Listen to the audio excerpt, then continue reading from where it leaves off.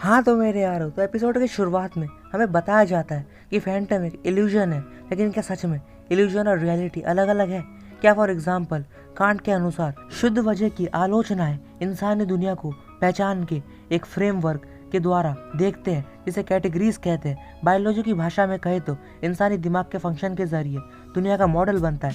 सीधे शब्दों में कहें, जिसे हम रियलिटी कहते हैं, वो हमारे दिमाग के द्वारा बनाया गया एक इल्यूजन है। और जब 10 साल पहले एक वायरस की घटना हुई थी, इंसानी दिमाग में जबरदस्त चेंज आया था। मॉन्स्टर्स और बाकी जिन्हें कल्पना समझा जाता था, वो सबके लिए देखने लायक हो गए। इस पे हम इन्हें फैंटम्स कहते हैं। और रूरू कहती है, मैं भी एक फैंटम हूँ।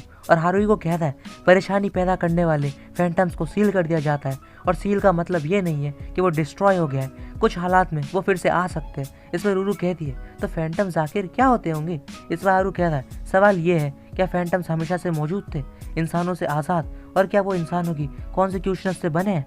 ये भी अभी तक क्लियर नहीं है। हालांकि पास्ट में हुई घटनाओं के लिए फैंटम्स को जिम्मेदार ठहराया जा सकता है। और हारुई को बोलता है, फॉर एग्जाम्पल आज के एपिसोड का सब्जेक्ट है एक यूएफओ, और हो सकता है इसे हम यूएफओ या एलियन कहते हैं। इनफैक्ट वो एक पुराना फैंटम ही हो। इस पर रूरू कहती है, ये तो तुम्हारे जैसा लगता है। इस पर हारुई को कहता है, अब तुम चुप रहो यार। इस पर नेक्स्ट सीन में हारुई को कह रहा होता है, यूटिलिटी पोल्स फैंटम्स को सील करने के बाद इजुमी हमारी टीम में ज्वाइन हो गई और अब हम एक बड़ी टीम है, तो मुझे मेरा फ्यूचर ठीक लग रहा है। इस पर रूरू कहती है, तुम्हें और अच्छा करना होगा हारुई को, वरना वो तुम्हें निकाल देंगी। इस पर हारुई को कहता है, चुप करो, इसी काम के लिए मैंने नई ड्राइंग बुक खरीदी है। और कहता है, मेरे पास एक स्पेशल एबिलिटी है, जिसकी हेल्प से मैं फैंटम्स को बुला सकता हूँ और उन्हें सील कर सकता हूँ और अपनी ड्राइंग में। लेकिन अब वो इजुमी एक फैंटम ईटर हमारी टीम में ज्वाइन हो गई है और उसको सीलिंग करने देना बेहतर होगा। इसका मतलब ये है, अब से मेरी सीलिंग की एबिलिटी की ज़रूरत नहीं है। अपने आप को अच्छा बनाने के लिए मुझे अपनी समनिंग स्किल्स पे काम करना होगा। और इस पर रूरू कहती है, बेहतर होगा तुम जल्दी अपने न्यू ट्रिक सीख लो। इस पर हारुई को कहता है, उसे ट्रिक नहीं एबिलिटी कहते हैं। और तभी वहाँ पे इजुमी आ जाती है और हारुई को कहता है, गुड मॉर्निंग, आज से हम दोनों एक ही क्लब में होंगे। इस पर इजुमी कहती है, हाँ बिल्कुल, और तुम दोनों काफ़ी करीब लगते हो, तुम दोनों हमेशा से साथ रहते हो। इस पर रूरू कहती है, वैसे मेरा पूरा नाम है। और ये देखो ऐसे बोलने लग जाती है। इस पर हारुई को उसको दीवार में मार के बोलता है, इसे सीरियसली लेने की कोई ज़रूरत नहीं है। और रूरू कहती है, हारुई को और माई को छेड़ने में बहुत मज़ा आता है। तभी यहाँ पे लाल बाल वाली लड़की आ जाती है और हारुई को कहता है, मीनाजी गुड मॉर्निंग, हम कल हेलवे में मिले थे और मैं अभी फर्स्ट ईयर में हूँ। ये चीज़ जो हारुई को और सब लोग अपना इंट्रो देते, लेकिन मीनाजे इन्हें इग्नोर करके आगे चली जाती है। इस पर हारुई को याद आता है कि जिस पे उसकी टीचर ने कहा था मीनाजे के पास प्रोफिशिएंट पावर्स है और वो यहाँ तक कि स्पेशल एबिलिटी यूज़र भी है, इसलिए वो ज़्यादातर टाइम अपने काम में बिताती है। और मैंने उसे अपने क्लब में इनवाइट किया था, लेकिन उसने इग्नोर कर दिया। ऐसा लगता है उसे स्कूल आने की आदत नहीं है। इस पर इजुमी कहती है, मैं उसकी फीलिंग समझ सकती हूँ, स्कूल से ट्रांसफ़र लेने के बाद सबको अजीब लगता है। इस पर प्रेजेंट में हम देखते हैं रूरू कह रही होती है, ये हारुई को अब तुम ये मत कहना कि तुम उसे भी टीम में लेने वाले हो। इस पर हारुई को कहता है, मैंने अभी तक ऐसा कुछ नहीं सोचा है। इस पर रूरू कह दिए, तो क्या तुम्हें उस पर क्रश है? तुम उसके बारे में ही सोच रहे हो ना? इस पर हारुई को कहता है, अब चुप रहो, ऐसा कुछ भी नहीं है। और नेक्स्ट सीन में हम देखते हैं प्रिपरेशन रूम की तरफ, जहाँ पे टीचर कह रही होती है, अलाइस्का की छोड़ी हुई फैक्ट्री एक पुराना सिक्योरिटी रोबोट फैंटम बन गया है और वो खतरनाक है, हमें उसे रोकना होगा। इस पर हारुई को कहता है, क्या अलाइस्की की वो कंपनी नहीं है जिसने वायरल आउटब्रेक किया था? इस पर टीचर कहती है, हाँ लेकिन तुम जिस फैक्ट्री में जा रहे हो ये वो जगह नहीं है। और कहती है, दरअसल मीनाजे कोइतो सेन पहले से ही एजेंसी की रिक्वेस्ट पर घटनास्थल पे पहुंच गई है। इस पर हारुई को कहता है, तो क्या हम उसके रास्ते में नहीं आएंगे? इस पर टीचर कहती है, इस बारे में ये जाहिर है, जब से वो एक बच्ची थी उसके पास पावरफुल एबिलिटी है, इसलिए लोग उसे अलग तरीके से देखते हैं। मैं चाहती हूँ वो जल्दी फ्रेंडली हो जाए और तुम लोग उसकी इसमें मदद करो। इसमें हम देखते हैं मीनाजे अकेले फैक्ट्री में चली जाती है, जहाँ रोबोट्स कहते हैं यहाँ पे घुसपैठिया आया है, और वो अपनी पावर का यूज़ करती है जो कि उसकी वॉइस में होती है और बोलती है, ये क्या मेरी आवाज़ चली गई? जिसपे रोबोट ड्रोन वाले फैंटम्स मीनाजे पे फायर करने लगते हैं और माई उसे आके बचा लेती है। और हारुई को कहता है, मीनाजे इस तरफ चलो। इस पर मीनाजे कहती है, तुम लोग यहाँ क्या कर रहे हो? और हारुई को कहता है, हिमेनो सेंसाई ने हमें आने के लिए कहा तुम्हारी मदद के लिए। इस पर मीनाजे कहती है, मुझे किसी की मदद नहीं चाहिए। इस पे माई सारे रोबोट फैंटम्स को कहती है, तो तुम लोग मेरे खिलाफ आ जाओ। इसमें एक फैंटम आ जाता है और रूरू कहती है, यहाँ तो बहुत सारे फैंटम्स है यार। और हारुई को कहता है, हमें मेन बॉडी से छुटकारा पाना होगा, यहाँ वो बढ़ते रहेंगे। जिस पे मीनाजे अपनी पावर का यूज़ करती है, लेकिन फिर से कोई असर नहीं होता। इस पर इजुमी कहती है, ये क्या हुआ? और हारुको कहता है वो फैंटम एंटीफेस साउंड वेव्स का इस्तेमाल कर रहा होगा और अपनी स्केच बुक निकाल लेता है। इस पर रूरू कहती है मुझे कुछ समझ नहीं आया। इस पर हारुको कहता है जब आप कैंसिल करने के लिए इनवर्स फेस सिग्नल छोड़ सकते हो तो नॉइस कैंसिलिंग करने वाले ईयरफोन्स इस प्रिंसिपल को यूज कर सकते हैं। और बोलता है वो रोबोट फैंटम मिनाजे की आवाज़ के खिलाफ एंटीफेस आवाज़ निकाल रहा है, इस तरह ये उसके पैरोल के असर को कम कर रहा है। इस पर मिनाजे कहती है ओ मैं अब समझी, इसका पता तब चला जब मैंने एक छोटे वाले को नष्ट कर दिया था। इस पर हारुको कहता है माई तुम मेन यूनिट पे स्पीकर को डिस्ट्रॉय करो। इस पर माई कहती है समझ गई और मेन रोबोट पे अटैक करती है। इस पर मिनाजे अपनी पावर का फिर से यूज करती है अपनी वॉइस का और सारे ड्रोन्स को डिस्ट्रॉय कर देती है। और रूरू कहती है यहाँ से तुम संभाल सकती हो ना रहीना चैन। इस पर हारुको इसे पकड़ के कहता है मैंने कितनी बार बोला चुप रहा करो। इस पर इजुमी इसे खाने लग जाती है और माई कहती है ये पक्का मेटल का है और अपनी फायर की पावर को यूज करके उसे लात मारने लगती है। और हारुको कहता है मेरी ड्राइंग भी पूरी हो चुकी है। इस पर हारुको इसे अपने ड्राइंग बुक में कैद कर लेता है और ये फैंटम कह रहा होता है अलाइस्की के सीक्रेट्स को प्रोटेक्ट करना ही मेरा काम है और जिस पर सब कुछ तबाह हो जाता है। और रूरू कहती है वो तो कमाल का था। और हारुको रूरू से कहता है अभी अभी तुमने मुझे पूरी तरीके से शील्ड की तरह यूज किया समझी। इस पर रूरू कहती है तुम्हारा मतलब क्या है? और हारुको कहता है तुम तो चुप ही रहो। इस पे इजुमी कहती है हे हारुको वो फैंटम क्या था, क्या वो फिर से ताकोसुगामी था? इस पर हारुको कहता है मुझे भी यही लगता है लेकिन वो अपने आप बढ़ रहे थे, मुझे लगता है वो पिछली बार के यूटिलिटी पोल से अलग तरह के थे। अभी तक हम फैंटम्स के बारे में पूरी तरह से नहीं जान पाए। और इस पे माई मिनाजे को कहती है मैंने अभी तक अपने बारे में तुम्हें नहीं बताया, मेरा नाम है माई, तुमसे मिलकर अच्छा लगा। इस पे मिनाजे कहती है तुम बहुत अच्छी हो और ये भी, और यहाँ से जा रही होती है। इस पर हारुको कहता है हे तुम्हें मेरे बारे में कुछ नहीं कहना क्या? इस पे इजुमी कहती है वो सच में कमाल की थी, उसने सबको अकेले ही हरा दिया।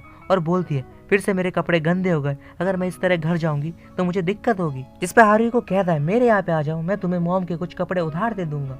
इस पे माई नहा के कहती है मुझे अपने शावर यूज करने देने के लिए शुक्रिया। और इजुमी कहती है क्या तुम यहाँ अकेले रहते हो? और हारुको कहता है हाँ कुछ ऐसा ही। और इजुमी कहती है और ये जगह तो बुक से भरी हुई है, क्या यही तुम्हारे बेकार के ज्ञान का जरिया है? इस पर हारुको कहता है वो चलो भी अब ऐसा भी मत बोलो। इस पे रूरू एक डिवाइस ले आती है और ये सब उसे देखने लग जाते हैं। इसमें कुछ कोड लिखे होते हैं और वो डिवाइस अपने आप बंद हो जाता है। इसके बाद ये सभी हारुको के घर से चले जाते हैं और रूरू भी हवा में उड़ जाती है। इस पर हारुको अपने उस डिवाइस को आके चार्ज पे लगाता है और अब अगले दिन रूरू कह रही होती है तो तुमने उस मशीन पे फिर कभी काम नहीं किया? इस पर हारुको कहता है नहीं पहले मुझे कुछ और चीजें करनी होंगी, मुझे लगता है मुझे पहले इसे ठीक करना होगा, चाहे मैं इसे अलाइस्की को वापस ही कर दूं। इससे माई कहती है तुम क्या ड्राइंग कर रहे हो हारुको?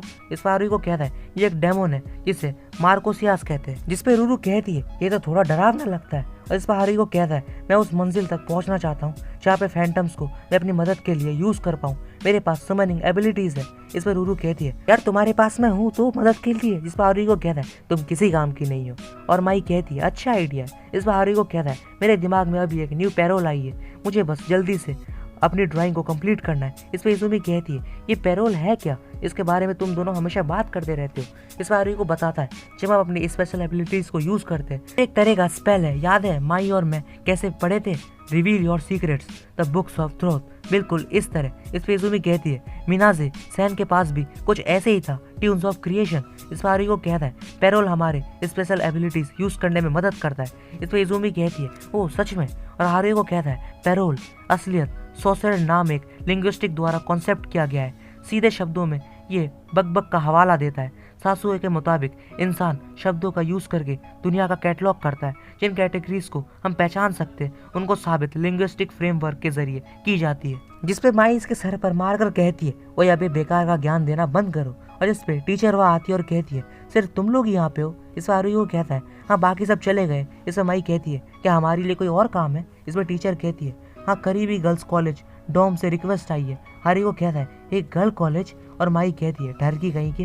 इसमें नेक्स्ट सीन में ये लड़की कह रही होती है एक यूएफओ है जो हमें विंडो से देखता है जब हम चेंज कर रहे होते हैं। और दूसरी लड़की कहती है यहाँ तक कि वो पिक्चर्स भी लेता है। इस पर हारुको कहता है एक झांकने वाला फैंटम। हाँ। इस पे लड़कियां कहती है हम आप पे भरोसा कर रहे हैं और यहाँ से चली जाती है। इस पे ये सब घर के अंदर जाते हैं और हारुको कह रहा होता है ये एक अजीब रूम है। और माई कहती है मुझे परवाह नहीं है जब तक हमें पैसे मिलते। इस पे इजुमी शर्माते हुए कहती है क्या पेमेंट में हम अपनी मर्जी से कुछ भी मांग सकते हैं? इसे माई कहती है तुम्हें क्या चाहिए? और इजुमी शर्माते हुए कहती है मुझे चाहिए कि मैं खाऊं मैं बहुत सारे बफे खाना चाहती हूँ। और कहती है मेरे पेरेंट्स बहुत स्ट्रिक्ट है और वो कहते हैं ये सब शर्मनाक है। इसमें माई कहती है मैं अमीर लोगों को कभी नहीं समझ पाऊंगी। और रूरू खाते हुए कह रही होती है ये क्या फैंटम अभी तक नहीं आया है। इसमें इज़ूमी शर्माते हुए कहती है शायद ये तभी सामने आएगा जब हम कपड़े बदल लेंगे। और माई कहती है हाँ सही कहा तुमने। और दोनों हारुहिको की तरफ देखते हैं। इस पर हारुहिको कहता है क्या हुआ। और माई उसे लात मार के बाहर कर देती है और कहती है यूएफओ के आने तक अंदर मत आना। और इस पर हारुहिको कहता है मुझे लगता है मुझे तैयार हो जाना चाहिए। तभी जिस पे रूम के बाहर यूएफओ आ जाता है और माई चिल्लाती है और हारुहिको भी अंदर आ जाता है। और इस पे माई कहती है मैंने कहा था ना अंदर मत आना गधे कहीं के। और उसे उठाकर बाहर फेंक देती है। इस पर हारुहिको फिर से सीढ़े चढ़ के आता है और इज़ूमी कहती है हमें तुम्हारी मदद चाहिए। और फिर से इस बार इज़ूमी इसे बाहर फेंक देती है। इस पर हारुहिको तीसरी बार ऊपर आता है और इज़ूमी कहती है मुझे माफ कर दो। और ये क्या तुम्हारा खून बह रहा है। इस पर हारुहिको कहता है ये तो डेमन समझने के लिए इंसान को अपना खून चाहिए होता है। इसमें फैंटम को बाहर बुला लेता है और अपने खून को यूज करके। और वैसे तो ये फैंटम कम एक क्यूट पपी जैसा लगता है। इस पर हारुहिको कहता है ये नहीं हो सकता। और रूरू कहती है ये तो कितना क्यूट है यार। और माई कहती है हे इसने तुम्हारे बुलावे का जवाब दिया है इसलिए इसे कुछ तो ऑर्डर दो। इस पर हारुहिको कहता है हे मार्कोइस चलो। लेकिन ये तो आराम से सो रहा होता है और दूसरी तरफ यूएफओ इनके पिक्चर्स ले रहा होता है। और तभी यूएफओ इस पपी के ऊपर गिर जाता है और फिर से ये पपी गुस्से में आ जाता है और इसका पीछा करने लगता है और इसे फाइनली पकड़ लेता है। और इज़ूमी इस फैंटम को भी खा लेती है। और इस पर हारुहिको मार्कोइस को शाबाशी देता है। और इज़ूमी कहती है क्या आपकी उंगली ठीक है मुझे माफ़ कर देना। और हारुहिको की उंगली को पकड़ के शक करने लगती है। इस पर हारुहिको मन में कहता है ये एहसास और बोलता है हे इज़ूमी सैन। और इज़ूमी कहती है मुझे माफ़ कर देना। और रूरू कहती है ये तो ठीक हो गया। इस पर माई कहती है क्या ये भी तुम्हारी एबिलिटीज में से एक है रीना चैन। इस पे इज़ूमी कहती है मुझे नहीं मालूम मैं इतना खो गई थी कि तभी यहाँ पे मीनाज़े आ जाती है। और जिस पे ये लोग पूछते तुम यहाँ क्या कर रही हो। और मीनाज़े कहती है मैं कल थोड़ा इम्प्रेस हुई थी लेकिन मुझे लगता है कि मैं गलत थी और चली जाती है। और माई कह रही होती है उसकी दिक्कत क्या है वो यहाँ सिर्फ इतना कहने आई थी। और हारुहिको कह रहा होता है फैंटम भी अलग अलग तरह के होते हैं और हो सकता है ये दुनिया नए फैंटम से लगातार पैदा करे। और मैंने भी एक न्यू पैरोल और एक न्यू एबिलिटी सीख ली है। और होशिया एकेडमी में टर्म 1 अभी शुरू हुआ है और आने वाले दिनों में हमारे साथ क्या होगा किसी को भी नहीं पता। तो ये एपिसोड भी यहीं पे एंड हो जाता है मेरे यारों। तो होप यार तुम्हें एपिसोड अच्छा लगा होगा। अगर अच्छा लगा हो तो लाइक एंड सब्सक्राइब कर देना। मिलते हैं इसके नेक्स्ट वाले एपिसोड के साथ। तब तक के लिए टेक केयर और बाय बाय।